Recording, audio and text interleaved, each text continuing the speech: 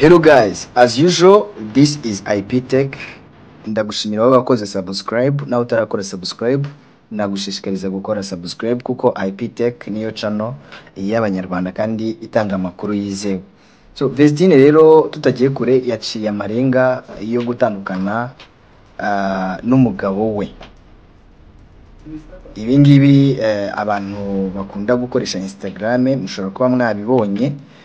Vestine rwose yapostinze amagambo ateye ubwoba kuri account yiwe kugeza ubwo bamwe banatekereje yuko ashobora kuba yahakinzwe kwa kundi biba account, ariko ndakeka ntabwo bishobora kuba ari byo, bakaba batarabivuga kugeza aya masaha. So reka turebere hamwe rero amakuru ari kuvuga mu bitangazamakuru. Iyo ugiye kuri Google ukandikamo Vestine byonyine uhita ubonamo aya makuru agiye atandukanye. Tugiye guhera ku makuru yizewe ari ku gihe amaze amasaha 3 ashyizweho, bavuga ko Vestine yaciye amarenga yo gutandukana n'umugabo we.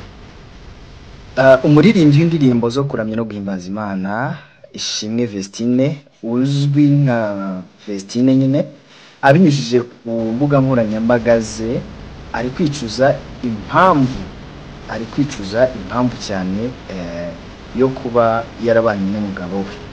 Mu butumwa burebure nkuko mubibona kuri ekara zanyu, mu butumwa burebure yanyujije ku mbuga nkoranyambaga ze mu rurimi rw'icyongereza, yavuze ko yabayeho mu buzima atishimiye, ndetse ati uyu munsi ubuzima mbayemo cyangwa se mbayeho sibwo nahisemo, ndi mu bihe bigoye kandi sibyo nkwiye. Ndabizi ko nagize amahitamo mabi mu buzima bwanjye, ariko nta kundi. Imana yemera ko ibintu bimwe bitubaho kugira ngo tubyigiremo. Narize bihagije, ati nta mugabo uzongera kumbeshya ukundi ngo anyangirize ubuzima.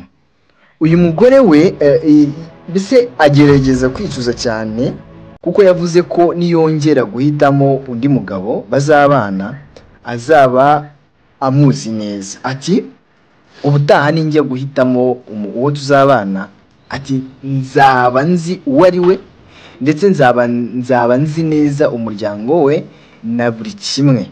Ati nta muntu uzongera kunkoresha ukundi. Ibi ni ibintu bitangaje cyane ndetse biteye ubwoba. Bamwe abakunzi ba Vestine byabababaje cyane, bavuga bamwe bacika ururondogoro. Ariko icyo nababwira cyo nuko Vestine bishoboka ko ashobora kuba ari account yiwe yibwe nkuko bari kubivuga, cyangwa se karitibwe. Ariko icyo navuga, Vestine ndamwifuriza gukomera kandi akomere ibibaho mu rushako. Ikindi ku yandi makuru mwajya ku mbuga nkoranyambaga nkuko mwabibonye, no kuri Kigali Today babivuzeho cyane, babisobanura neza mu magambo ya postinze kuri Instagram yiwe. Rwose biragaragara yuko uyu mukobwa wacu atorohewe. So muze kugerageza muri aya makuru kandi munasengera umukobwa wanyu niba ashaka kuva mu rushako nyine aruvemo umutekano, cyangwa se niba atazakomeza nyine, cyangwa niba yakomeza Imana imwubakire. Murabizi byo kubaka nyine bikomeye. Abantu bamwe bari kuvuga yuko ashobora kuba ari ubwana, ashobora kuba yarashatse akiri mutoya. Bamwe muranabizi, hari abantu benshi bavuga yuko umugabo wa Vestine bamukeka ukuntu, sinzi impamvu bagiye babivuga, ariko buri wese yavuga ibye.